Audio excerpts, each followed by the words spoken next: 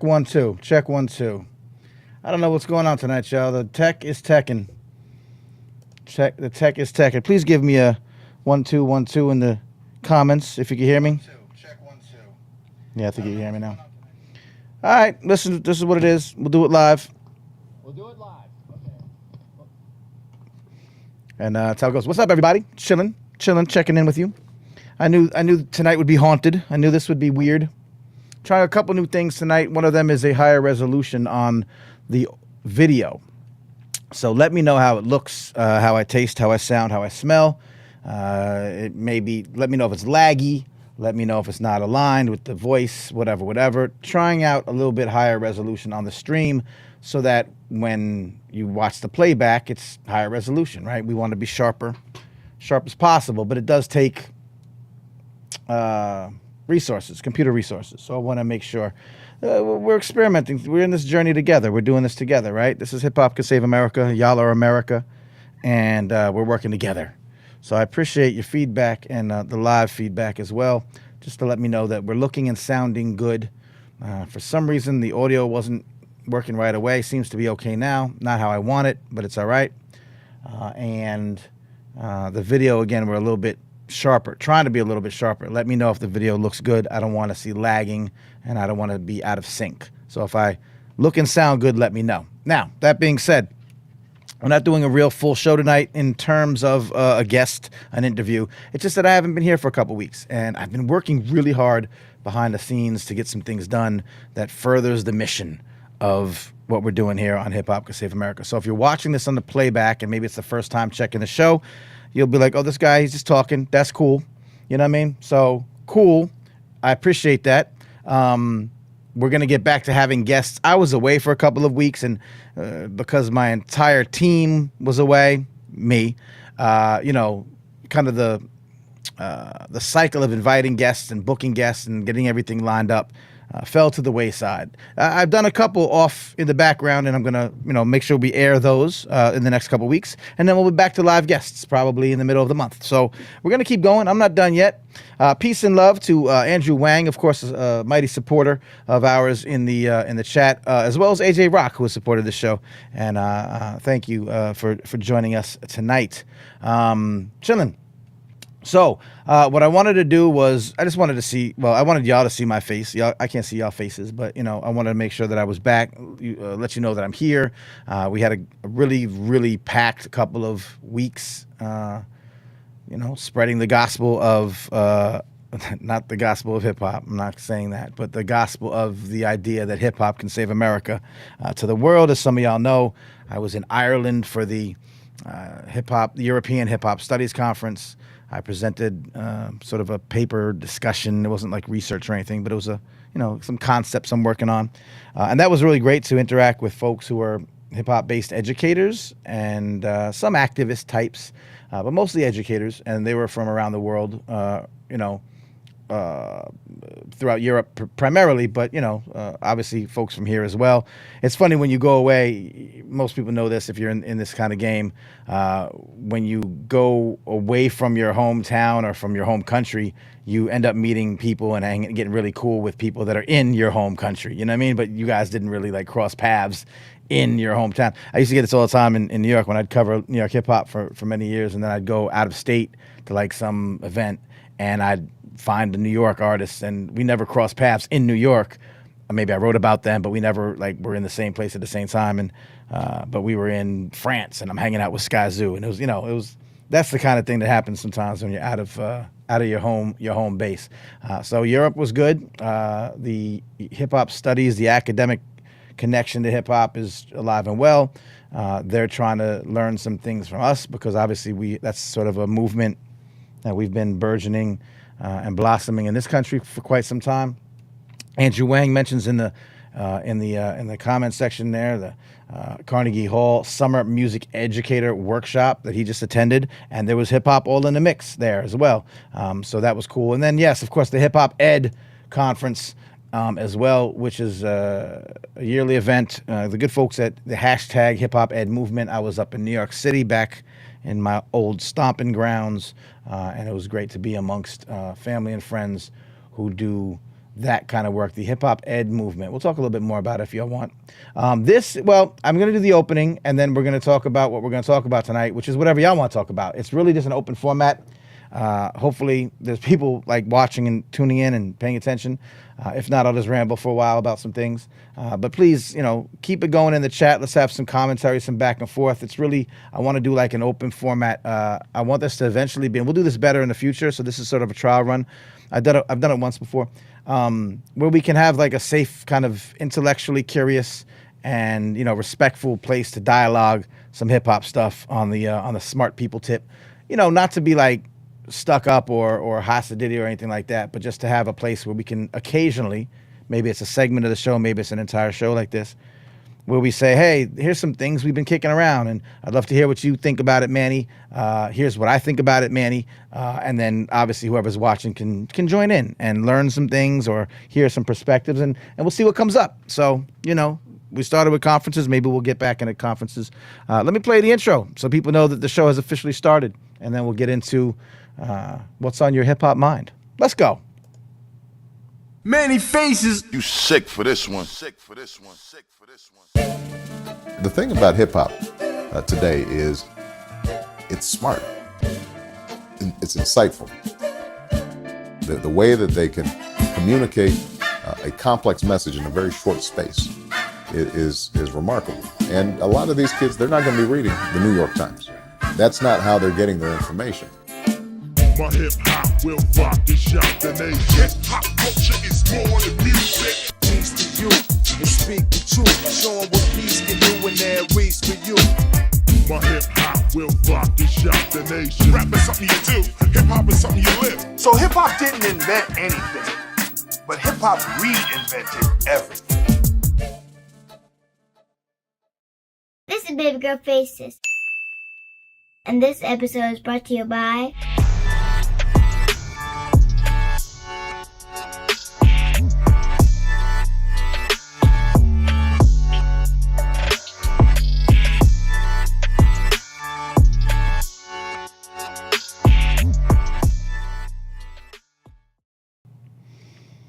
Just a reminder, just a shout out to some other patrons who haven't been mentioned on that opening salvo. I'm gonna get to it, I promise. But I do say our names. Shouts to Tony P, Jamie F, Austin R from the Too Pretty Band out in Dayton, Ohio, Sarah R, Dr. Elliot Gann, who's on here. Also, I think Kath and Morgan are not represented in that video, and neither is Patrick, Chris J, and Adam K. So we do get a lot of support, man. Y'all are really keeping me alive, really helping. Just, and that's why I do it. That's why I come back. I have to be here because y'all are, putting on for me, so I'm gonna put on for y'all. AJ Rock loves the intro. Thank you, man. I appreciate that. I made it myself. I'm very proud of myself with that intro. But I got to get the baby girl fade. We got to update that section because there's patrons. If you want to support the show, once again, you can. Patreon.com/Manny Faces. Why doesn't it keep the banner up? Why when I click, it goes away? Patreon.com/Manny Faces. Please, if you feel so inclined, $5 a month, $10 a month, whatever. You get a couple perks. You get to be able to get discounted merch and really it's just to support the mission. But you could be on the show at a certain level. You can come on and sit in and do the news, which we're about to go into a little bit of a few things that I saw recently. And, so that's it. You know how it goes. You know how supporting goes. But a lot of people are trying to get your attention. So I overstand. And it's all good if you can't help out financially. You can tell a friend to tell a friend. You can right now give us a thumbs up and share and like, subscribe, do all the YouTube things that you need to do. And that helps as well. So, the algorithm gets algorithmed. So listen, real quick, we're going to go to just a couple of pieces. Mind you, if you also subscribe to the newsletter, it's a free newsletter. I'm pretty sure everyone watching live is subscribed to the newsletter. But if you're not, or you have a different email address you want to use, or you want to send this information to your friend, don't forget, we have a great free newsletter I'll type it while I say it, Manny Faces, that's me, .substack.com. Super free. I'm working on another edition for this week. We put a lot of information about conferences, about places or gatherings of folks like us, like who think about hip-hop in a non-casual way, right? We think about it more than just entertainment. Entertainment's fine. perfectly great to be entertained. But some of us like to get, a little bit nerdy with it, or a little bit more socially, involved with it, or in different intersections like education, mental health, whatever your fancy is, you like to mix hip hop into. So we talk about these things, and there's gatherings of folks like us. We are not alone. There are definitely people out there in the world that do what we do and talk about it and gather. And sometimes it's at an academic conference. Sometimes it's at a community kind of gathering. There might be panel discussions, things like that, things you don't see pushed on most, hip-hop media, and certainly not most mainstream media either. Although, again, shouts to our media mavens in the room. Of course, AJ Rock and Andrew Wang, always pushing the stuff local to them in their area. And so that's the Westchester area in New York, Yonkers and such in the house. Yonkers lost one. Y'all lost one. Representative Jamal Bowman, who was on this show, had a House of Representatives congressman on this show. He's comes from a hip hop background. He's comes from an education background, and was unseated by a fellow Democrat. They primaried him out, and that was pretty wild. Y'all know I have some political interests, and I do another show called Uneffing the Republic, and we talk about and we advance the ideas of political politics and progressive politics. And I think that while, all politicians are problematic, obviously, I don't think that's a good look, personally, for the area. So big loss there. And you see what's being done. That was sort of a orchestrated plan to unseat a progressive-minded politician in favor of one that was supported by the right. So you see what's happening. There's some weird things happening. Correct. AIPAC spent a historic amount of money, most in a congressional race in history. It's funny how that race was the most expensive congressional race in history. And that goes into some politics. We don't talk about that too much here. But because Representative Bowman was on the show, he's a supporter of hip-hop in these intersections. He started a hip-hop task force on Capitol Hill, which I talked to him about, and we were looking to get some more information, see where that was going. So we got to find out. We got to follow up, as journalists do. We got to find out what the future of that idea is. I wasn't fully on board, truth be told, with a hip hop task force in Congress, because I thought that that's a great idea in theory, but that it has to be done right. And I wasn't sure. I hadn't seen anything happen yet, so I couldn't call it. So. We will like to see what's going on with that. So again, these are the kind of things we talk about. These are the kind of stories we share. Again, mannyfaces.substack.com, free newsletter for these insights that no one else is kind of bringing together in this way that I try to do. So big up to me. Nothing wrong with bigging yourself up. I wanted to quickly give a RIP. This is a segment that I like to call Hip-hop news that isn't about dumb shit. And certainly hip-hop news that's not about dumb-ish. Rob Stone, a co-founder of the Cornerstone Agency and the Fader magazine, passed away, I guess, last week.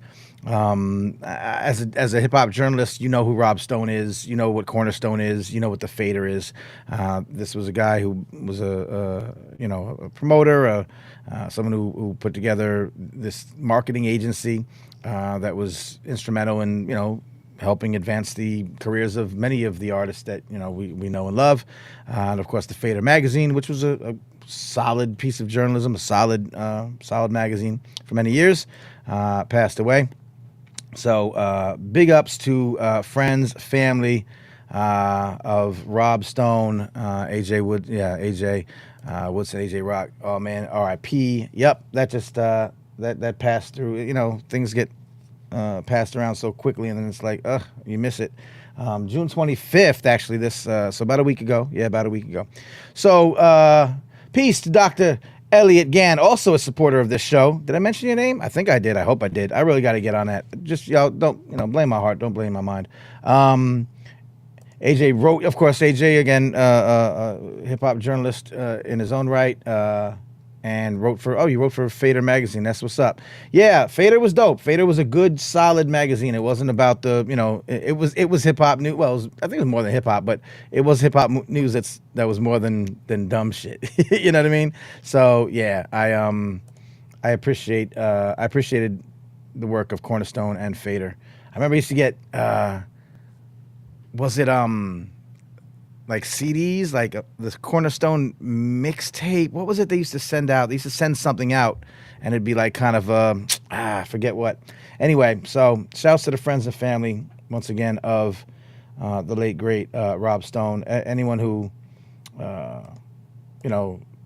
I saw that I recognized from the industry seemed to have decent things to say about him. I didn't know him personally, but that was that. These are the type of stories that I put in the newsletter, by the way. So once again, if you're not subscribed, mannyfaces.substack.com. If you think it's a really cool thing, share it on your social media. Tell other people, hey, this guy's putting together some pretty good stories about interesting things in hip hop. One of them is AI. And, Elliot, you're in the room. This is a longer conversation, obviously. I've seen some of the demo.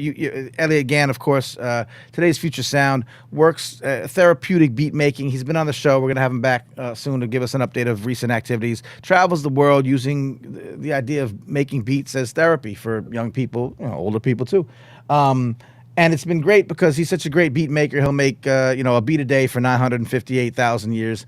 And his cohort of folks will do this great work. And it's really interesting now, and we could talk about it at a later date, of course, maybe when you're on the intersection of AI and the music business now. I say that because this story is the whole BBL Drizzy sort of AI music that was made in the midst of the Kendrick Drake kerfuffle. Part of that was actually done through AI. There's a AI, sort of a notable AI producer who's using, the AI to make music without actually making music. So it's a real interesting thing. And there's a couple of companies like Suno and Udio that are able to craft ostensibly music from nothing, like just music, computer generated. And while back in the days that might have been kind of wild, and noticeably inferior, some of it now isn't, and it's getting really interesting. Alex Crook. Oh, we know Alex Crook. Crook just wrote a great article about AI in The Conversation. Very good. I will look for that. I know Alex, and The Conversation is a good platform for these kind of conversations. I'm looking at this. Oh, I did see this. This did pass through. Okay, yeah. Matter of fact, let me share this right now. I'll call it up. Look at this. Real time. Look at this work. Look at me putting in this work. Real time. Alex Crook wrote this back in earlier last month. No, AI doesn't mean human-made music is doomed, and here's why. So this is great. So these are the two things. And also Andrew Wang says Jim Frankel has a good article on it. Yeah, absolutely. People are talking about this. There's a lot of discussion about this. There are some legal ramifications, and there are artistic ramifications. And it's all very fascinating. I was at a conference here in Atlanta called, what do you call it? Render ATL. And it was a tech conference, basically. It was pretty good. I enjoyed it. I somehow got into it without having to pay a lot of money. But it was great. There was like a lot of, companies were there, and of course demos and such. And one of the guys, I forget his name, and I hate when I do this, but I was kind of there impromptu. I can get his name. And he did a whole presentation on sort of AI beat making and AI music making. And, at first I'm like, oh, this is going to be stupid. He's giving like real elementary kind of, here's how we make beats on, Fruity Loops or on, an MPC. And I'm like, okay, well, where's the AI? And then he got to the AI stuff, and I was like, oh my God. And he's playing like the different companies, like how you make a prompt and it's like, here's how you can program out in the same way you would program a drum machine, but you're programming the programming of a drum machine and sort of randomizing it. So it's like, here's a trap beat, here's the BPMs, here's the cadence, here's where I want, here are the sounds, and make one. And it'll be something that's like, I wouldn't be able to tell the difference. It wasn't exactly necessarily the greatest thing in the world, but I wouldn't be necessarily able to tell the difference between someone that like manually did that. And then when you went into the music playing, like crafting of melodies and crafting of songs, it's wild. But I like the idea of Alex Crook's thing where, no, it's going to be, and I haven't read it, that there's still sort of this middle ground where it's like we can use the tools that AI provides. Just like writing, I'm a writer. I use AI tools all the time, but I still write. When you see my newsletter go out, it's not AI. It could be AI generated. I could be like, here are the 5 stories I found, summarize them for everybody, tell them what's in them, and then, you know, to remind them about the show, and it spits it out, and I'd be done in no time. But I'm not going to do that. But it could. So it's just really fascinating how these things are working. So shouts to Alex Crook. I'll put that just for things and giggles. I'll put that in here. Oh, thank you, Andrew, for the. Oh, good. Yeah. Okay. That's a good one to have in there too. No, AI won't replace music teachers. Obviously, that's an important thing as well. So dope. AJ, DJ Cypher Sounds replaced Diddy's voice with Jadakiss' voice since Jada wrote, and then some have canceled Diddy. That's interesting. Wow. Did he? Did he discard Diddy?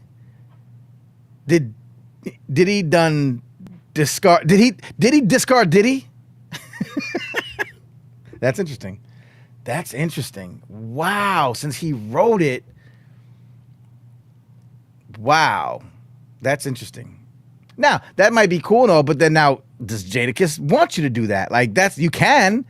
It's easy to do now. You can create a voice thing and you can, you know, and it'll play it back in the other voice. It's just wild. It's just bonkers that these things are possible. So anyway, I thought it was interesting. Once again, the major record labels suing AI, and this is, I mean, we've always seen the record labels always trying to sue and shut down, you know, the innovation that comes from hip hop. You know, usually hip hop sort of saying, oh, we want to release a song, and the record label's like, you can't release a song. You're scheduled for a September release on our marketing schedule. And I'm like, I know, I got a song, I got some fire, I want to drop it. And they'd be like, you can't do that. You can't. You're contractually obligated, and we haven't gotten a sample clear. And so they were like, all right, I'll put it on a mixtape then. I'll just give it to a DJ, and the DJ will play it. What are you gonna do?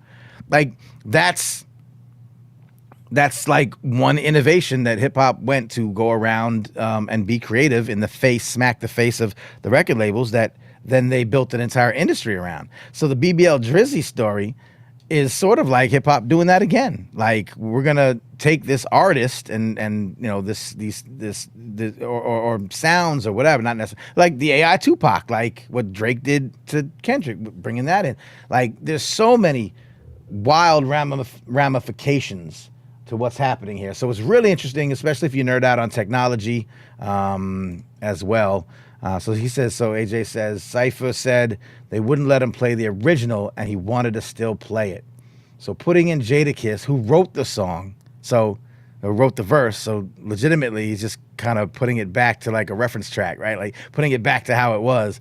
I mean, that's wild to me. That's wild. That is absolutely wild. Like, I didn't even think about doing something like that. So there's going to be a lot of things happening with AI. And I think hip hop, well, no one asked. You're supposed to, don't forget, like, you know, well, we're talking about it, so I guess this is working. I think that I was Kane Mayfield, who's a dope artist who's in the sort of Web3 space. So look up Kane Mayfield if you don't know who he is. Follow him. Follow him on Facebook. He posts some interesting stuff. I was on his, he has an interview show on Discord. I was on his Discord show, and he puts out music, but he also kind of does these really inventive Web3 interactions, you know, QR codes that are attached to his physical packaging, you know, events in the metaverse, like things like that. Stuff you were hearing about for a while. This guy's been on it for a long time. Shouts also to Natalie Crew, who's very often in the building here and a good friend of the show. Kane Mayfield is interesting. I think it was him who put up a comment, something about the AI thing, and saying like, I've heard like the next things that are coming out from these companies that can craft music from, you know, from the computer, like from no music make, you just tell it what you want and it comes up with something that's unique, not plagiarized, not even maybe, I mean, maybe that's another thing. Like, is it getting influenced because they learn, it's learning machines, so they learn from all the other songs that ever existed. And so there's probably going to be some parallels that might get exposed one day. But, and then he says, you know, hip hop is different. You know, hip hop is very, you know, there's a different, I don't know, it's a little bit of a different animal, but I think the point was, but pop music? He's like, forget it. Like if your job is to create pop music as a musician, there you might be in trouble. Because it meaning the AI can now and is about to be able to create pop music as good as any pop music musician. Because remember, pop is formulaic. Pop has certain. I don't know. So and I'm not vouching for this commentary. I'm just saying that's what some people are saying. That I sound like Trump. Some people are saying, but that's what some people are saying. That it's getting that good. So it's pretty wild.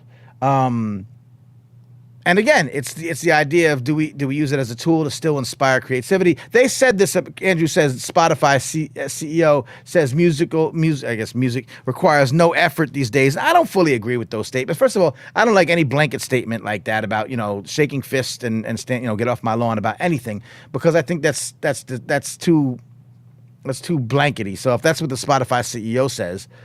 I mean, first of all, it's weird for the Spotify CEO to say that, but I understand the sentiment. I understand that you can make music and not have the talent of making music. But they said that about sampling. They said that about, turntablism. They said that about, beats with, from drum machines. Like they've always said that this next technological / artistic creation is the death knell for music. And that hasn't happened yet, and they've been saying it. I imagine they said it when Eric Clapton went from, or was it Bob Dylan, went from acoustic guitar to electric guitar. Oh my God, that's it. It's over now. You'll never get the soul of the music. No, like that didn't happen. So they've been saying it since probably like drum circles, and then someone was like, look at this drum, and it's a different drum. It's like, I made it from a different skin of an animal. You know what I mean? They're like, no, it's the traditionalists are, getting pissed. So it's always been that, all these advancements. That all being said, it's really interesting times. Labels might not need the artist to put out the music they want to. That doesn't represent the artist through AI. I mean, that's part of well, that was part of the fight for the Hollywood strike, right? Because they, like, actors or writers or whatever, were like, you're going to replace us with AI, or you're going to use, like, imagine an actor with his face and body and voice, and now you could just, like, replace him with a computerized version of them. You could do that with music. Now, like, how many of these record deals that were signed like 6 years ago may have an AI clause in them that nobody really understood at the time, where it's like, well, I could just take your voice, make a whole new song, and I have the rights to that song. And who knows? It's wild. So super wild. Again, Andrew and AJ, thanks for putting up some of that in the chat. These are great conversations to be had about the future. Once again, you're watching Hip-Hop Could Save America. It's your man, Yamello, Manny Faces. We are going through some, what I like to call Hip-hop news that isn't about dumb shit. You're checking us out on the replay. We appreciate you. We're live Mondays, 9 p.m. Sometimes we have a guest. Most times we have guests. I'm falling back a little bit on my duties because I've been traveling and conferencing and doing, spreading Manny all around the world like peanut butter. Pause. Hey, yo. I don't know if you can hear my sound effects. The audio was a little bit off today.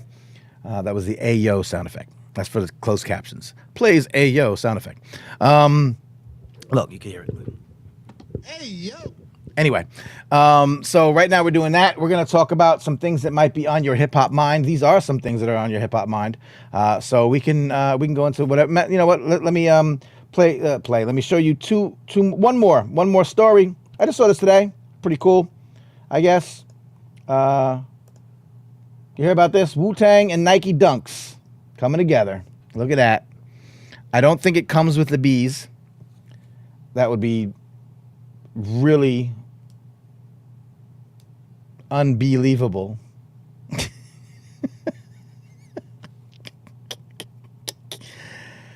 So whatever. Wu-Tang Dunks.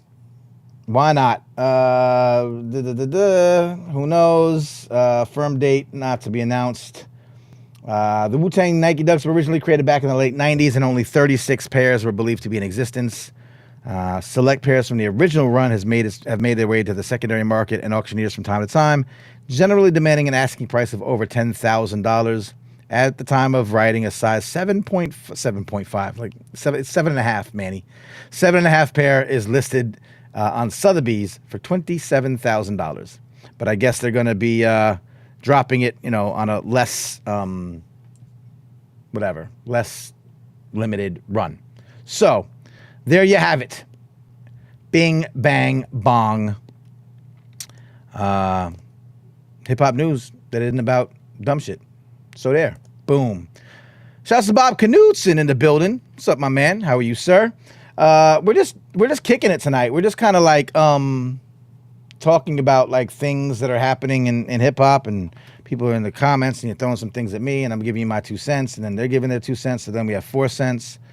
Bees additional, says AJ. Yeah. Like upsell. You want it with bees or no bees? Like, let me get it with bees. Do you accept coupon? I got a manufacturer's coupon for the bees. No, not on this. So you never know. Andrew throwing all these different things. So let's get into it. This is a segment that I like to call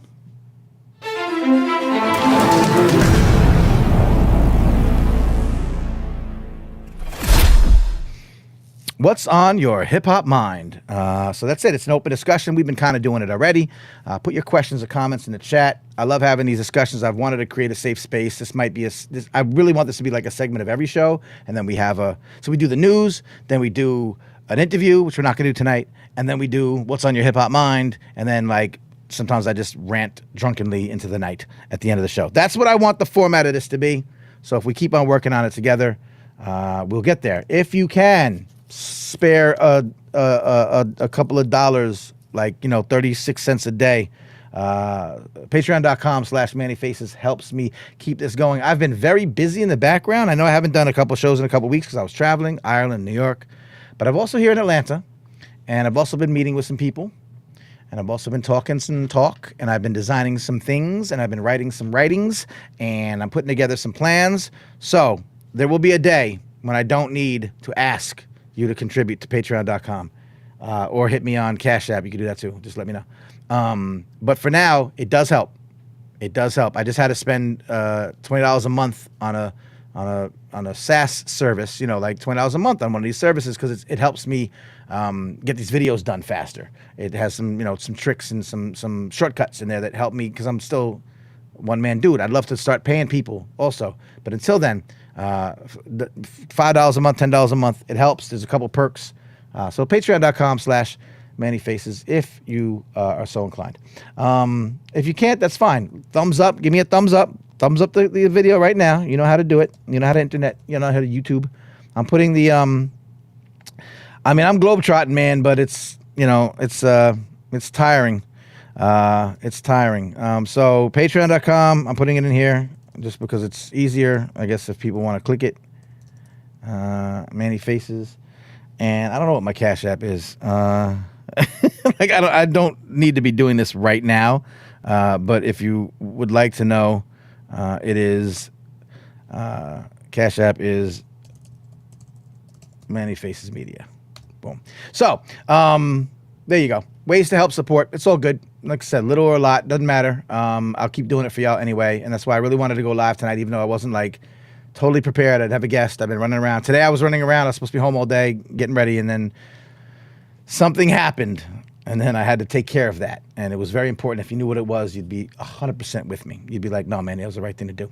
Don't forget, free newsletter. I'm sure you're subscribed if you're listening, but if you're not, if you're watching for the first time, maybe on the replay, mannyfaces.substack.com. You get all this kind of stuff delivered to you, hand delivered, hand curated, and cooked with love, and wrapped in saran wrap and put in a little Ziploc bag inside a brown paper bag, inside a little lunch pail, and brought right to you in your email inbox, and you get to feast on the delectable insights that come from all these acquired sources over the internet. It's a newsletter. It's curated news and views. But going back to what we're saying, what's on your hip hop mind? Did you like that intro? I made that too. I want to play it again. Can I play it again? I'm just gonna play it again.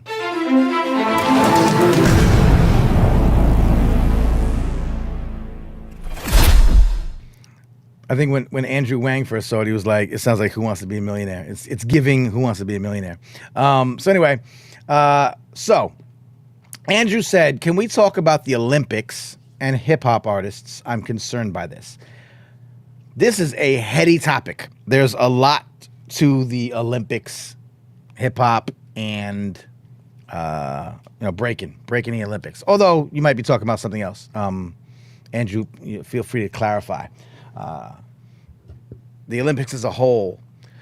I was at one of the great panels at the Hip Hop Studies conference in Ireland was about hip hop in breaking in the Olympics, and shouts to Mary Fogarty and Imani Kai Johnson. I work with Imani. She's a professor at University of California, Riverside. Mary teaches, I think, I want to say Toronto, but I might be getting that wrong. Mary's a former B-girl. Well, still a B-girl. Not a former, but like a former competitive B-girl. I don't think she competes anymore. And they wrote a book. They compiled, a book called The Oxford Handbook of Hip-Hop Dance. What's the right name? I want to get it right. Hip-Hop Dance Studies. So the Oxford Handbook of Hip-Hop, matter of fact, let me put it on the screen. I want to show love. The Oxford Handbook, and this is why I'm getting to all this. The Oxford Handbook of Hip-Hop Studies. It's always worth showing and sharing things that people do. So there it is. Okay, Oxford University Press. It's like 900 pages. It's wonderful. Again, edited by Mary Fogarty and Imani Kai Johnson, friends of mine. Well, not friends, but we cool. Provides information of key terminology in hip-hop dance, links hip-hop dance to histories of political struggle and resistance, looks forward to new areas of research such as injury prevention and hip-hop socio-cultural contributions throughout the world, covers many hip-hop and funk dance styles, including breaking, b-girling, b-boying, popping, locking, twerking, house, as well as hip-hop theater. It's a great, compendium of information about the subject. And they were on the panel, and I wouldn't want to have this conversation. In fact, Mary and somebody else did over the course of like the last year and a half. It might be recorded, but it was a series of lectures, panel discussions online, virtual, about this. So this is a huge thing, breaking in the Olympics. So I don't want to touch it. I see what you're saying, Andrew, and we're going to talk about that, yes. So I don't want to touch it necessarily without having real expertise and real insight into it. The panel discussion was very interesting as to how people feel about breaking in the Olympics, because there's generally two sides to that coin. Great for the culture, exploitative and crappy for the culture. And there is a middle ground. There's a little bit of a middle ground where it's like, we know that it's not being done exactly how we want it to. There's been folks from the breaking community who were consulted or, sort of on the committees, and it didn't always work out the way they wanted to. There was pushback. There was drama behind the scenes between them and the Olympics committees and, all this, because obviously we represent things from a cultural standpoint, but the Olympics sees it as a sport and it has to be certain. So there's so much going on behind the scenes about breaking in the Olympics. In fact, if it's only a provisional sport, I think they call it, which means that it's here this year and it'll be showcased, but it may never come back. It's not a permanent fixture. So, yeah, right, exactly. With Laura Reyes from up there, the people running the breaking in the Olympics made a big mess. They are the ballroom dancers that are governing the breakers. It's kind of the sentiment I got from Mary and Imani and the folks on the panel, is that they're just not in touch with this. They're dancers. They understand dance, but they don't understand breaking and the cultural nuances and all the things. So it is a mess. It's been a complete mess. Then, all the other problems that come with that, this is something that I found out, which was wild to me. And again, things I'm picking up. This is why I don't want to really speak on it too much.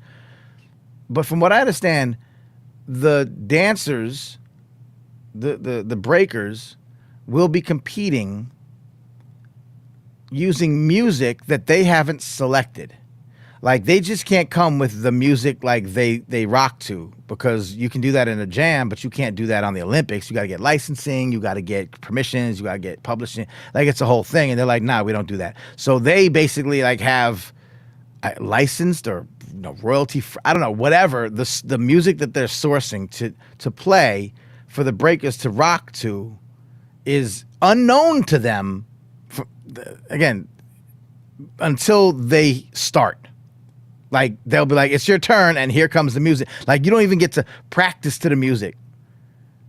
And I may be getting some of that wrong, but either way, even if you did practice, it's not your music. It's not your choice. It's not. And so that's weird to me. Like, the gymnasts can do it. They pick their music, right? They do their routines. I don't know. It's a whole mess. So I like, those are the questions I have for some of the people involved. And I just think it's a mess. However, there will be people in the community that say, no, we understand it, we recognize that, but to have it on the stage, to have it on the world stage, to give access to that level of visibility to the sport, the culture, the people that have been doing this for years. I always give a story about, talk to this lady, I won't say who she is, but she's, someone I know, and she's older, and she's not connected to the culture. And I use her sometimes as like, not I use her, but like in our conversations, I learn from her. I use her like guinea pig. I learn from her like how someone really far removed from the culture sees hip hop. And I've had to have those conversations like, no, it's not. No, it's not what you think. Like the things she has said, she's definitely not of the culture, close to it at all. So her negative perceptions are the ones that are fueled by, the anti-hip-hop sort of propaganda, or just not being, you know what I'm saying. Y'all know what I'm saying. You're not new to this concept. So I have to kind of, explain, no, it's not like that, whatever. But one thing that she said to me in the beginning, in our early talks, was she goes, well, I missed the breakdancing. That was cool. I like that. I thought that was cool. Right. So you remember, of course, Ronald Reagan's inauguration and, breakers breaking, at the inauguration, and Ronald Reagan and Nancy Reagan. Oh, this is great. That's how that's kind of like what I had in mind when she was telling me this. But, okay, that's cool. Older white lady, not connected to the culture. She likes breaking. She likes break dancing, but, she like, what they call it. But she likes breaking. That's good. But the way she said it was like, I miss it. Like it's gone. Like it doesn't exist anymore, right? So many of the B people, they feel like this is great because look, there are people out there that don't even know that this still happens. I'm on Facebook all the time, and people are like, the elements of hip hop weren't represented during Hip Hop 50, and I'm like, during Hip Hop 50 or that year, I was in San Jose, California, and there's a big organization called Freestyle Sessions. And they do a yearly competition gathering. It's like 3 days long. It was in this giant venue. There's breaking competitions happening all over the place. Youth, 3-on-3 teams, male, female, old, young. There's exhibitions. There's Souls of Mischief performed. There's a car show outside. This was a massive event. So people say, yeah, the elements aren't represented. Like they don't even talk about breaking no more. And I'm like, bro, I was there. Like, no, I was actually like, I was in my hip hop like heaven because I'm like, I love this. You don't get to see it that often, granted, but if you know where to look, you can. It's around. Andrew Wang was talking about the NYC Breakers. They're doing stuff. Yonkers has a breaking competition now. Like, so wherever you are, just look for. So my point is, I'm rambling, but the point is that visibility to show that there are world-class athletes or people of world-class athletic ability doing this sport/art form, and that it gets to be on all the TVs in the world. And so all the people like the lady that I talked to can be like, oh, this still exists. This is great. I love it. I've been wanting to see it, because we have to push back. Even hip hop's own don't think that that there are people doing it anymore. And you can't get to that level if you're not like doing it. Like really still doing it. So anyway, beatboxing is the same, Andrew. Same thing, right? The beatbox, the beatbox championships that I covered for years in New York City. 4 years, the American Beatbox Championships. For years I covered. And I will tell you, for most of it, if not all, I was the only media there. I was the only hip hop media there. I was the only media covering these events. Like there was no one there. So if they're not there, you just don't know about it. But there was a community, and there was amazing beatboxers. It was just like, would blow your mind. And I'm like shouts to, the folks who are out there. And, we talk about that legacy where people say, well, Dougie Fresh and, the Human Beatbox and the Fat Boys and, Rozelle and like they then did it and no one does it now. And I'm like, no, people do this. It's still there. So to have that kind of visibility is great. I think that it's very much a catch-22. It's just a catch-22 situation. Andrew mentioned a couple other things about the Olympics and hip-hop. Flavor Flav is the hype man for women's water polo. Okay. And I did see that Snoop is going to be a commentator, not just as a guest, but a regular commentator. I don't know how I feel about all that. I'm not sure. I didn't hear the Flavor Flav one. That's interesting. Snoop being a commentator, I can see that. Why not? Like, I don't mind that there be non-sports. Snoop did something. He did something already, and I guess that's where like the bug had bitten, because he did something. I don't remember what it was. He was commentating on something, a wrestling match, a boxing match, right? Didn't he do like a boxing match? He did something, and I think it was hilarious from what I can remember, or it's funny. So I don't mind that. As long as someone's there doing the thing. Flavor Flav on being USA Water Polo's new hype man. Let's do it in real time. I need to investigate this.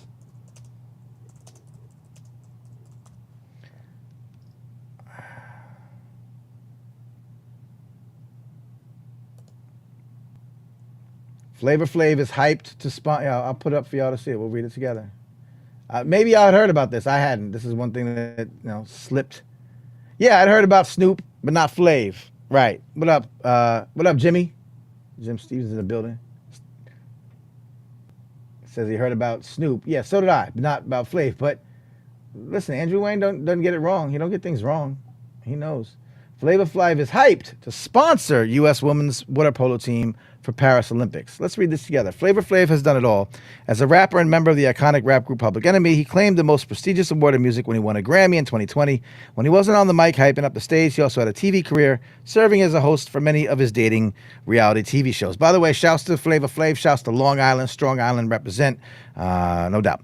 But after it all, actually, wasn't Flav from Queens? But he was on Long Island. I don't know. Anyway, Public Enemy, Long Island. So I'm just calling it.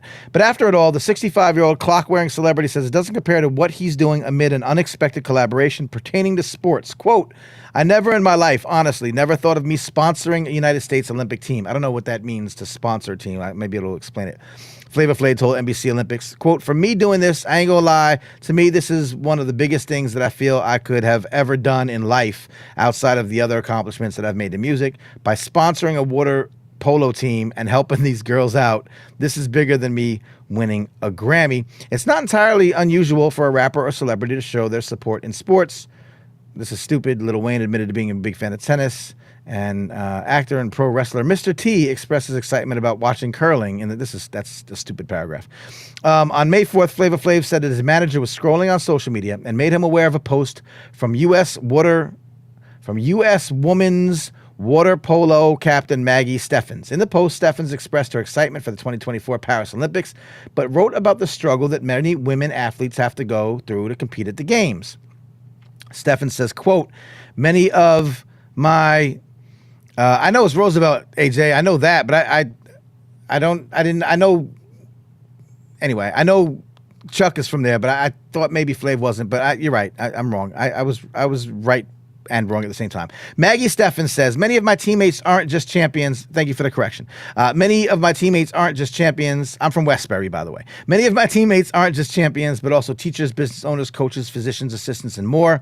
Some may not know this, but most Olympians need a second or a third job to support chasing the dream, myself included, and most teams rely on sponsors for travel, now I get it, accommodations, nutritional support, rent and lodging, and simply affording to live in this day and age. It's like when I go to conferences, no one pays me to do it because I'm independent and I'm not attached to a university or an organization. So that's why the Patreons really help, because it's all out of pocket for me to represent for hip hop out there in the world. Anyway, so just saying. When Flavor Flav saw this post, he said he did not hesitate to reach out, knowing that it was an opportunity to do something bigger than themselves. Quote, "I got daughters and I know what it feels like to be competitive, but yet not recognized for what you do," he said. "Women's water polo is not really a big popular sport like basketball or football." Football is not a Olympic sport, but I understand. "But I would love to see the sport grow because I like watching it be played. That's why I stepped in and decided to help these girls out. It's all about giving back." The Rock and Roll Hall of Famer said he's already in talks with U.S. Water Polo to discuss the financial specifics and how he'll be sponsoring the team. U.S. Water Polo said the men and women's teams were already funded before his pledge, but still appreciate his support. This has been echoed by Steffens, who said, "Water polo is my whole world. It's my life, and it's been a gift to me to have a Hall of Famer like him notice us and be willing to share our story and empower our journey was pretty spectacular." So you know what?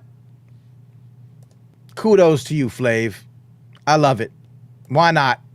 That's beautiful. What do you think? Flav gets that? I love it. AJ reminding me that they're both from Roosevelt, along with the Hall brothers from Guy, that's right, and Eddie Murphy, and Professor Griff, and Dr. J, and Howard Stern, also from Roosevelt, Long Island, I think. Definitely Howard Stern. He's talked about that. Anyway, yes, shouts to Flav. I thought it was dope. Andrew says, listen to his interview. All right, well, we will. I'm not gonna do it now, but we will. I saw the clip. So that's cool. That's an interesting story. So I don't know, hip hop being like representing the Olympics. Yeah, of course, hip hop should be everywhere. Hip hop is American culture. So yeah, it should be at the Olympics, 100%. Why wouldn't it be? I don't want it to be like cornily,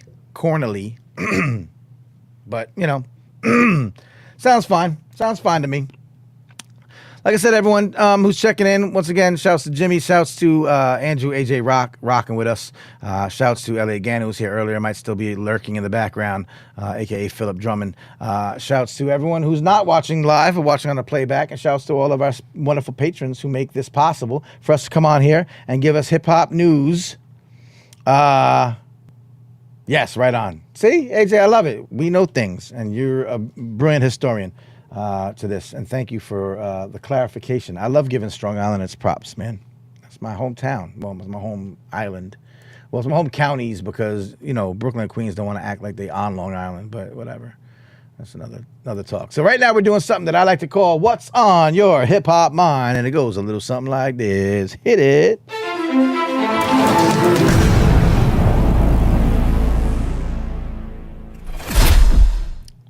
Hey, Andrew Wang, you asked me about the BET Awards. You threw that in there as well. I didn't see them.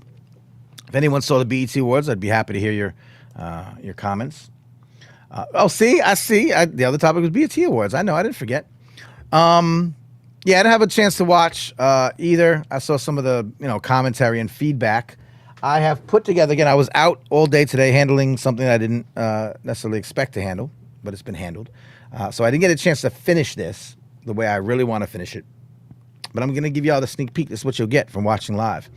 And this was a little bit of commentary that I had regarding something that I saw. Because, look, we could talk about the BET Awards. I saw clips. I saw some of it was cool. Some of it was like, whatever. Anybody have anything to say about the BET Awards? Any particular things? I did see Taraji P. Henson performing They Not Like Us, doing like her own version of it. I saw part of the performance. I saw some people, who was it? Dang, I love when I see like a Facebook comment, but I don't want to get the person wrong. So I don't want to say their name because I can't remember. It was one of the people that I follow. Might have been Dutch Vega. I don't know. Anyway, basically saying like, y'all think rapping is easy. And then, like, you got to do it live like that. And she was a little bit, not struggling, but, like, it's not as easy as it looks. It ain't as easy when Kendrick Lamar does it 17 times in a row without taking a sip of water and without breaking his breath control. like that's a pro at this. And then to see somebody else do it, I thought someone was like, it was cool, but she's definitely not a full-time rapper, and it showed. I don't know if they did a cipher, Andrew. I didn't see that. I didn't see any ciphers floating around. Good question. I saw some kids doing like a song, right? A bunch of kids kind of performing. I saw Will Smith dropping something new that seemed weird to me personally, but I didn't catch the whole thing. I kind of just watched a little bit of it. So I think he debuted a new song, from what I understand. So that happened. So anyway, like I didn't see it myself. I did see the most prevalent, or at least early on, one of the, I'll say controversial, or one of the most, in social media, there was a flare-up about Sexy Red. And man, oh man, is Sexy Red having a year, because she can't do nothing without being, I saw that. Yeah, AJ, I know there's a little lag here about her performance. It was cool made about women not getting paid equal to men. So yes, I caught lyrically, I caught what she was saying, and it was dope. I mean, sure, it was fine. It was great. It was just like, it's just, it's hard to do. She pulled it off. And then there was like a weird thing. She had a moment in the, in like the skits where I think it was Keith Lee, the food guy, she got him wrong. Like she mistook him for somebody else. It was like a thing. But anyway, these things are hard to do. And I love Taraji P. Henson. She's fine. Sexy Red, they talk about her every time she pops up and shows watchers, and of course that was the commentary on here. And as the internet is wont to do, peace, Jimmy. Thanks for stopping in, baby. Love you. Appreciate you. As the internet is wont to do, especially people who are, I don't know, older or have this aversion to certain types of hip hop or certain type of artists, or I don't know what underlying negativity oozes out of them when they see certain people do certain things. Because if I see an artist I don't like, I just, okay, that's fine. I didn't like that person. I don't like that performance. It's not my cup of tea. It's not for me. I know that that's not all there is, and there's plenty of other things to look at, and so whatever. I just, okay. It's not embarrassing. It's not like terrible for mankind. It's not terrible for the culture. It's not terrible for the community that you have, an artist like, Sexy Red and her imagery and what she talks about and how she raps or whatever. To me, it's not that serious, but there's more to it than that. So there are comments that I see, and it's what you normally get from these things. But this is my response to anyone, which I think is perfectly fair. This commentary is perfectly fair. I mean, you can think that Sexy Red has a negative effect on the community. You could say that she's just part of the problem when it comes to art and how black women are displayed, and how hip-hop is displayed, and how commercialism and capitalism ruins. That's fine. All that is fine. Keep that in mind, though. Here's my response. Complaining is fun. So Sexy Red made a performance splash at the 2024 BET Awards, complete with off-key singing, wardrobe changes, dancing Secret Service agents, backing vocal track, and the throat clear heard around the world. As expected, the backlash by disgruntled internet commentators was harsh. Here are some of the comments. Forgive me, but this is nonsense. With 731 comment likes. I can't believe she's famous. What the F is this girl saying? Sounds horrible. Bring back the 90s, 2010s artists, please. And of course, there had to be a hip hop is dead. Don't even get me started. And then bring real female rappers back. I agree. Let's bring real female rappers back. And when they come back, you'll be sure to buy their album, right? Like actually purchase it on Apple Music so that the real female rapper gets paid and can spend money to market her real female raps, so she's able to compete against the pop, club, radio, non-real female rappers? What's that? Oh, right, of course. Oh, my bad. I'm sure you just did this. When Rhapsody released Please Don't Cry, you went and bought that, right?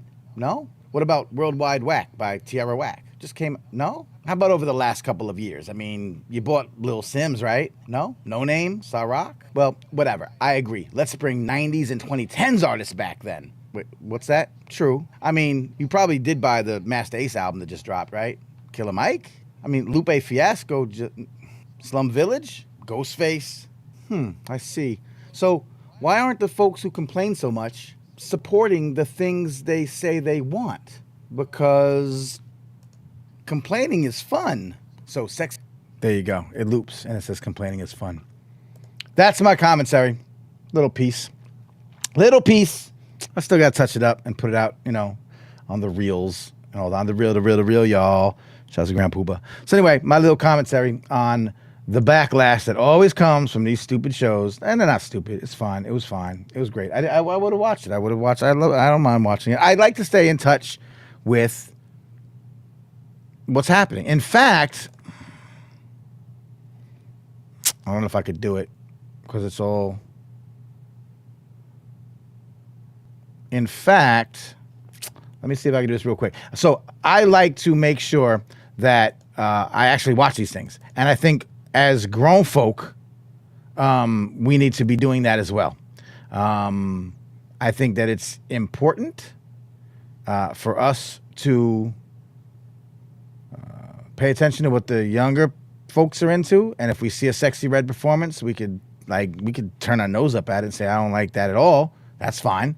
But it doesn't mean that we have to just write it off as if it's complete garbage and doesn't need to exist, especially if you're not doing the thing that I mentioned in the video there to support the artists that are doing the thing. So it's simple. Grammy music. Nope, that's not what I want. I was trying to add something and talk to y'all at the same time. I had a good video. I don't know where it is. I guess I can't show it to you. Wah. Oh, well, maybe some other time. I had a good video about watching the Grammys with my daughter. No, I mean, okay. So, again, this is what's on your hip-hop mind, so let's talk about it. AJ, I agree, and of course they've been doing that for years, so that's nothing new. But you're right, BET is not in the interest of Black Entertainment Television. And matter of fact, obviously, one of the other things that happened was...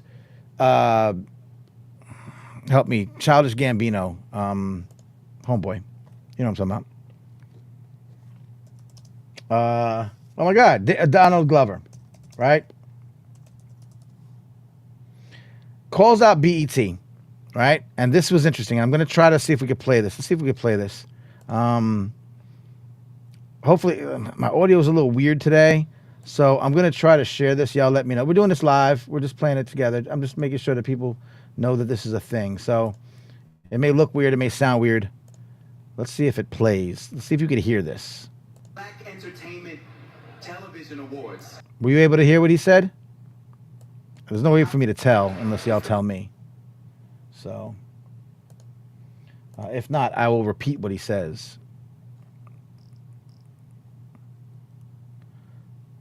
Black Entertainment Television Awards. How much more entertaining do I have to do? Because it's just the math of the fact, because it doesn't really make sense. I have more Grammys than Will Smith, which makes no sense, but I have the same amount of BET awards as Sam Smith. Does that make sense to you guys? Me and Sam Smith are neck and neck at the Black Entertainment Television. If I have to do I don't know, Baby Boy or something, just let me know. I'll have Jonathan Majors put me in a headlock, shake my head. I'll do it.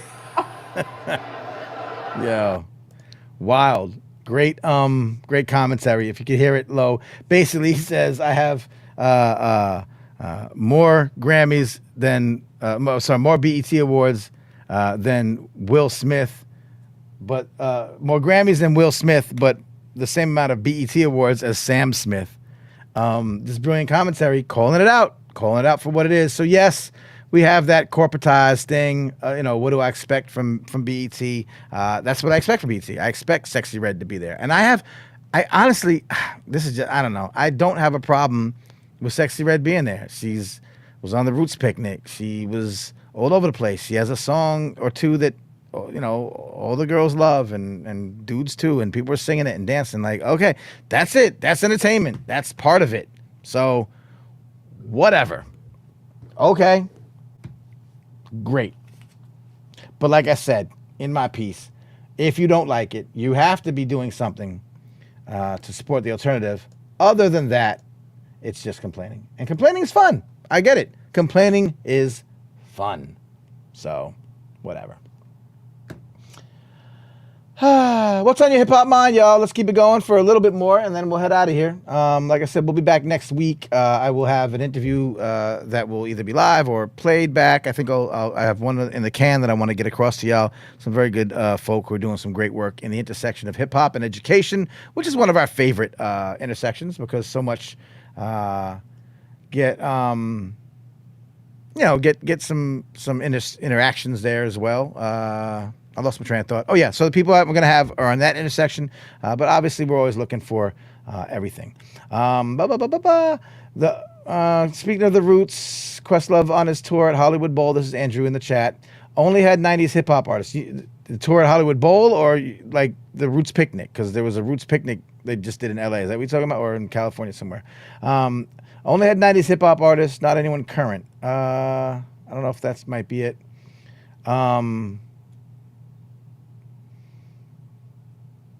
And that book, okay, so we've talked about Questlove on here. Obviously, I have the part of the Roots tour. Okay. I mean, if you're on tour, that's different.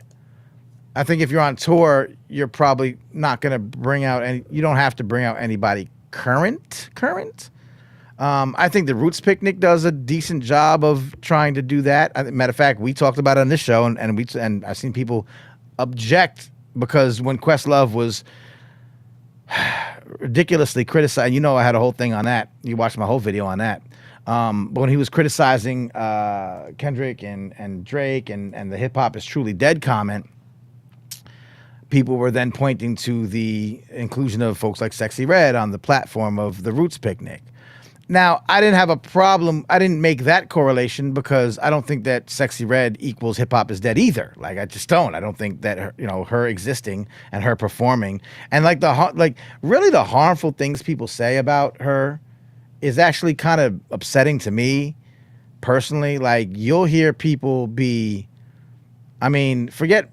misogyny lives, all over the world and not just in hip hop, but you're going to hear also from women, but particularly from dudes, like your critique of someone as an artist is so harmful and so vicious to talk about this person, this human being, this young woman in ways that are really, really disparaging. Now, she's also putting herself out there, so I get it. Like, you're going to put yourself out there and talk about, sex stuff but I don't think that gives people the excuse to say the things that they say about her.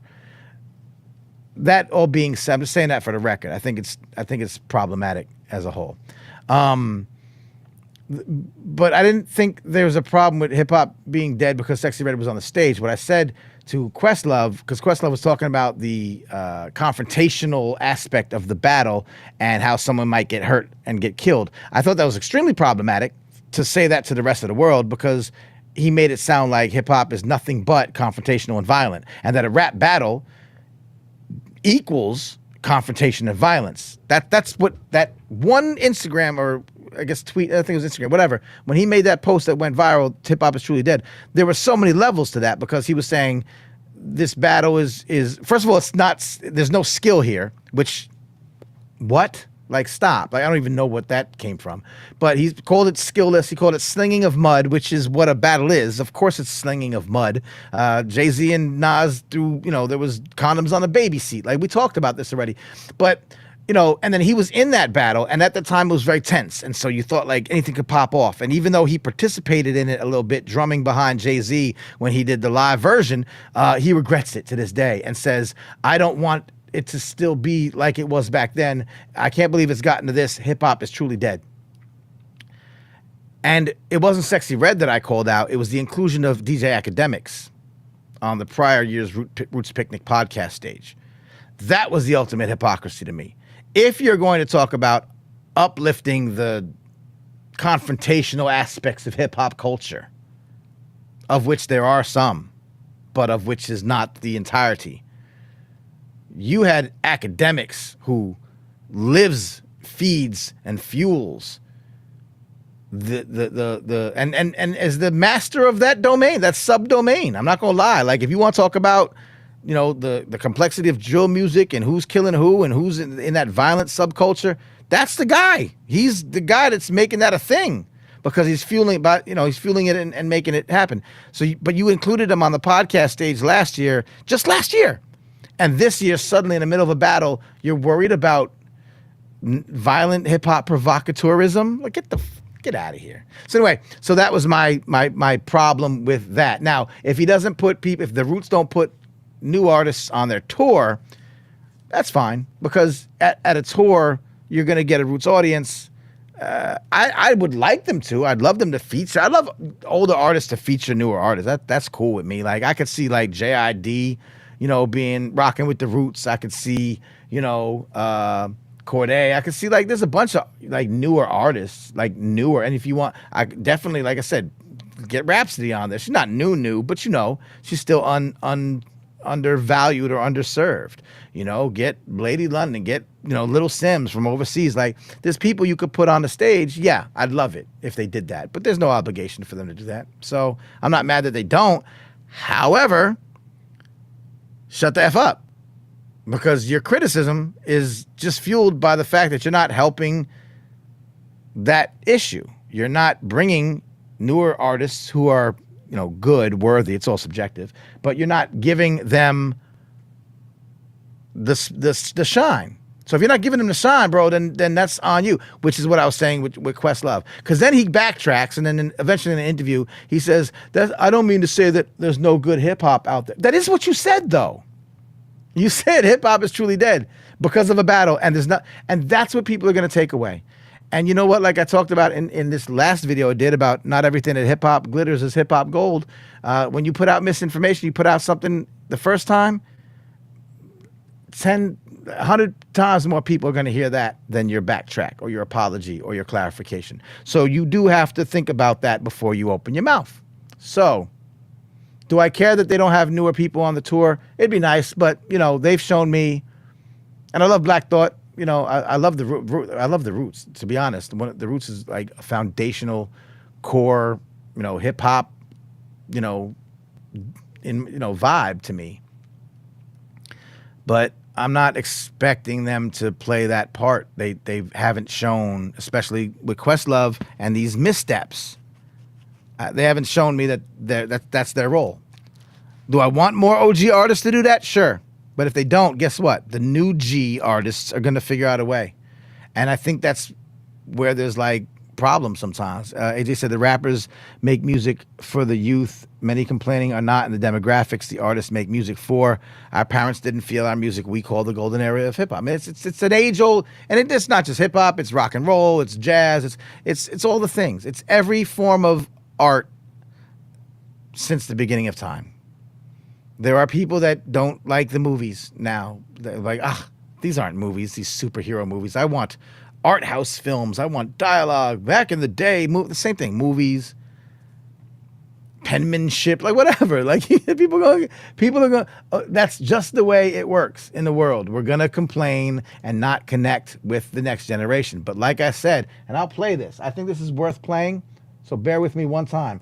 Here's the important part. Here's what you're not doing. Right? Here's what you're not doing. You're going to hear me talk. I don't want you to hear me talk. Oh, you can't because I'm live. Here's what you're not doing when... Nope, don't do it. Nope. Bear with me, y'all. Bear with me. It'll just change your perspective. Bear with me. A little bit or a lot, but it'll definitely change his perspective. So what you're doing when you make these statements and you don't learn... This is what I want to show you. So I'm going to share my own YouTube page. This is very meta. And I'm going to play this. Let's see if we can get this go. I watched the Grammys. I told Baby Girl Faces doesn't know about the Grammys. She's 9 years old. So I told her yesterday, like on a whim, it's like 7 o'clock. I'm like, the Grammys come out tonight. She says, what's that? And I'm like, it's like an award show for all the music, folk. And she's like, oh, like excellence in music? I'm like, yeah, exactly. Like they give awards and da-da-da. She's like, oh, okay, that's cool. I was like, you want to watch it with me? She goes, I don't know. I was like, there's a lot of performances, and she likes Olivia Rodrigo. She loves Billie Eilish. Who else was on there? She loves Ice Spice. Like she's like, the pop stuff. It's cool. But I'm like, but watch it with me, and so I could like start telling her about, oh, who's this person? Oh, why is Annie Lennox singing Sinead O'Connor? Like, look at these are the artists who have died in the last year. Here's who Stevie Wonder is. Let me explain to you. Stevie Wonder's been around. Like, we had this really great like intergenerational thing going on throughout the whole Grammys. So I thought that was super valuable, and I think that like there's so many people who be like, I don't even watch the Grammys. Nah, I'm like, you got kids though. Because in that moment, she was able to tell me like why she liked Olivia Rodrigo's song over Billie Eilish's song. And I got a little bit of an insight as to how my 9-year-old girl looks at the world. And I thought that was super valuable to me as a parent. And then she was able to listen to me tell her who Stevie Wonder is, who Billy Joel is, who Annie Lennox is, who Sinead O'Connor was. Who Tony Bennett was. Oh, Tony Bennett just did an album with Lady Gaga. She's like, what? Like, to get her interested in the vast greatness, to watch her see Tracy Chapman, who sounded and looked phenomenal, by the way. If you ain't seen nothing else from that whole Grammy show, Tracy Chapman coming out with Luke Bryan, who covered You Got a Fast Car on the Country Tip. They came out together, bro. Tracy Chapman is a goddess. She did the damn thing, and my daughter got to see it. So I'm being a little bit of ranty right now, but if you not, like, don't tell me your kids don't respect the elders and you're not doing the thing where you could actually have them watch the award show with you and come to, like, some kind of common agreement. I don't know. That's just me. You know what I mean? Manny Faces. You sick for this one. So, yeah. So that was my whole thing. And so it ties into what we're talking about today, that you might not like Sexy Red or whatever, but again, you have an obligation now, OG. You have now an obligation to put some support into the things that you like. I can't tell you. I'm not gonna say I'm salty about it, because I'm not. But I can't tell you how many people like pay attention to this show, to me. They know me. They know what I do. They know what we talk about here. And then you watch them on social media, and they're like, "Oh man, there's no good discussion. Like no play. There's like hip hop media sucks." And again, that's why complaining is fun. Complaining is fun, and I get it. Complain all you want, but we're here actually trying to have these conversations so that the people who don't know this stuff wander in and they hear us and they see us and they get a different perspective about, oh, wow, I didn't really think about it like that. I didn't know that this could I didn't know that hip hop was this, that, and the third. So if you don't support like me, and again, thanks to the supporters who do, like, and I'm not the only one, but I'm here. We're here. You're listening to me for a reason. So thank you. And AJ, I see you. Thank you, man. I appreciate you. And we got to get you on. But this is important to have, right? Adult hip hop discussion. Why not? And where else? No disrespect to, Revolt or, all these, iHeart or these, they don't have these discussions.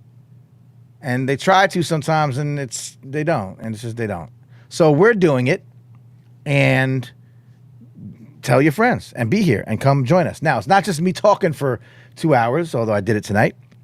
We definitely have the best guests in adult hip hop discussions. We have artists, but we don't really focus on that. There's plenty of place. And again, Dad Pod, Rap Pod. Go check them out. Check out Open Mike Eagle. Check out, there's a bunch of check out Cabbage's hip hop newsletter. There's a bunch of places you can go and you can find people writing about, still like putting heart and soul into, like, here's some hip hop you really should know about. Shouts to DJ Absurd, my man, who drops a mix podcast, basically an online mixtape every week. DJ Absurd out of Jersey, that has 60 songs like mixed together beautifully, of like new, but like the kind of hip hop that, like, okay, older heads might be feeling.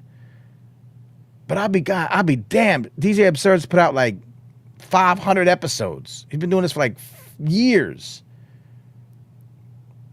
And, I'm trying to run an enterprise here, so I don't donate to all the people I need to donate to. But I wonder how many people are donating to him. Like, It costs money. This takes time. No one's funding this. No one wants us to succeed. You talked earlier about the BET. They don't care about this stuff. They don't care about this talk. Corporations don't care about this talk. I'm talking to corporate. I'm trying to see what it might take to blow this up bigger. They don't care. They don't care. Hip hop to save and uplift communities. That's cool. Great. I'm like, yeah. So let's work something out. Okay. I'm seeing. I'm trying because I want to say I don't want to sell the soul. I don't want to sell the soul of hip hop can save America. It's so anti what we do. Grants. We're writing grants now. We're writing grants. Like we're trying. We're doing it. So I'm just all that to say, like, it's not easy to do this. It's not easy to be Rhapsody or Rock or anybody else. Real female rappers. Although I mean female, woman, but whatever. It's fine. Semantics, I guess. But to sit there on Beyonce's internet and to say we need to bring real female rappers back as if they don't exist, as if they're like my old white lady friend, like breakdancing.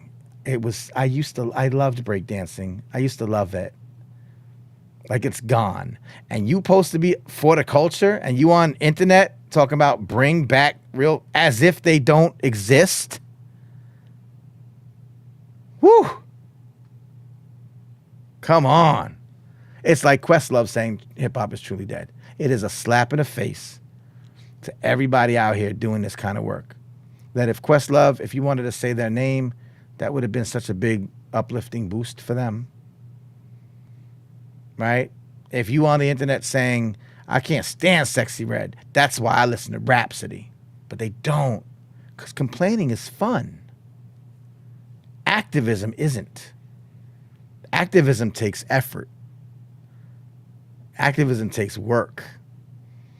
So again, if you're for the culture and you complaining about the white companies that had their fist in the air for racial justice during George Floyd, and now they're disbanding their DEI departments, and now they're reducing their DEI budgets, and now they're firing all their DEI people, and they're not having those consultations anymore when the black lady from the consulting company would come in and talk to the company once a month. They're not doing that anymore.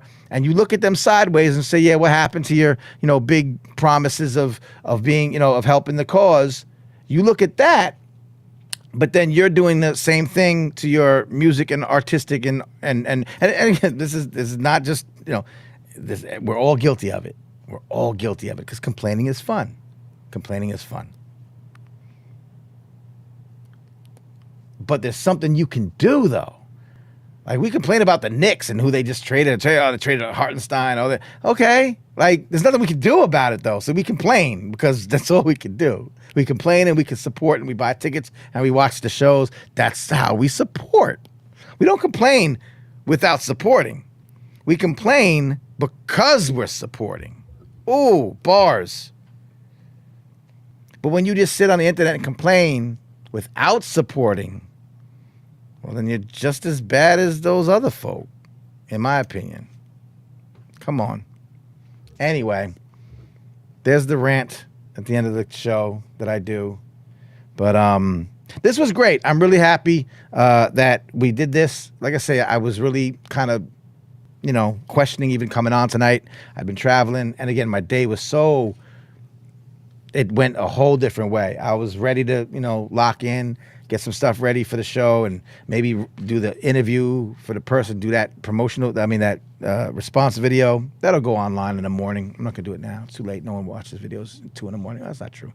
People scroll in bed. So anyway, I'll probably do it tomorrow.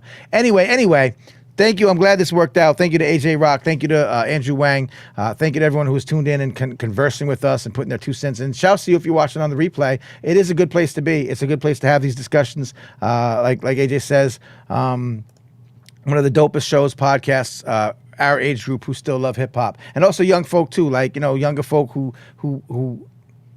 remember they exist too, and they don't even know that these discussions are being had. Maybe on Reddit, you know what I mean? Like, if you're on Reddit, we have a subreddit too, by the way. It's hip hop culture. I was able to. It was closed down How does Reddit do it? So it's www.reddit, right?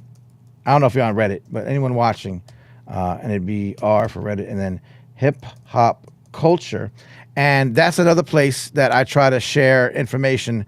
It's a lot of the same stuff. So the stuff that goes into the newsletter, like if I come across a story on the 7 stories that Andrew Wang sends me every day, and they're really great, and I want to share them. I have a little automated system that automatically adds it to something for me to refer to later. Automatically post it to, I think maybe Facebook used to, maybe not anymore, but also automatically post it to the subreddit. So it's a really cool place to be, and you should check that out if you're on Reddit. Yeah, he blows me up too, AJ. It's Andrew Wang. He's the, but it's all love and it's all good. And Andrew, you're just a great supporter, and I appreciate you for keeping me to my word. Like, I'm here Monday nights. I got to be here, even if I'm not like fully into it. But y'all bring life back into me. I think people will be watching, and hopefully sharing and telling friends. So before we go, anyone watching, give this a thumbs up. Do all the YouTubey things. Thumbs up, like, make sure you subscribe, turn notifications on, so whenever I drop something, you get the bing, pling, ting, you get the bing, bong, and you could get that. Don't forget, again, patreon.com /Manny Faces if you feel so inclined. We get you on some perks, some merch discounts, and you be part of the show or whatever. And that's it. I think we'll be back next. Make sure you follow me on Instagram. We'll be back next week. I tell you, I do have some. This is just between us now. You know, the few people who are like really engaged. A couple good things in the works, maybe. Like I got a few pots on the stove, and we're working on some interesting ways to make the show, make the movement, make the idea of like hip hop being a way to kind of improve society and uplift humanity, just reach more people. And so just being here tonight supports that mission, and I appreciate y'all for that. There's a few things I'm working on, and yeah, there may be a few calls to the public to say, hey, you know, here's the thing we're doing. You might want to be a part of it. So I won't get into too much more details. I don't like to, but there's some things happening. I don't just sit on my ass all the time. Your support is real, and it keeps me honest. So peace to y'all. We'll see you next week. I will have a great interview set up for you by then. I've already done it. I just gotta, you know, smack it, flip it, rub it down, make it look good. See, man, your mellow Manny Faces. We'll be back next Monday, 9 p.m. Eastern. In the meantime, in between time, go back through the videos that you might have missed. I'll have this little Sexy Red response video up tomorrow, but hip-hop, not everything that hip-hop glitters is hip-hop gold. It's my last manifesto. That's up on my YouTube page right now, and it's where you're watching this. So if you want to just one more, you need a little bit more. You need a little bit more Manny in your life before you go to bed. Go back and check the last video. It's a good one. If you haven't seen it so far, it's good for hip-hop, and it's good for life. There's some life lessons in there that I'm trying to get across, and I hope that I bring value to the table. I hope I bring value to your lives. You bring value to my lives. Thank you very much. And that's it. I'm out. Peace. We'll see you next Monday. It's your man, Manny Faces. Where is it? Manny Faces, you sick for this one. And tell your friends, tell some friends. Share this video, and, you know, do all the things. Love y'all. Peace. We out.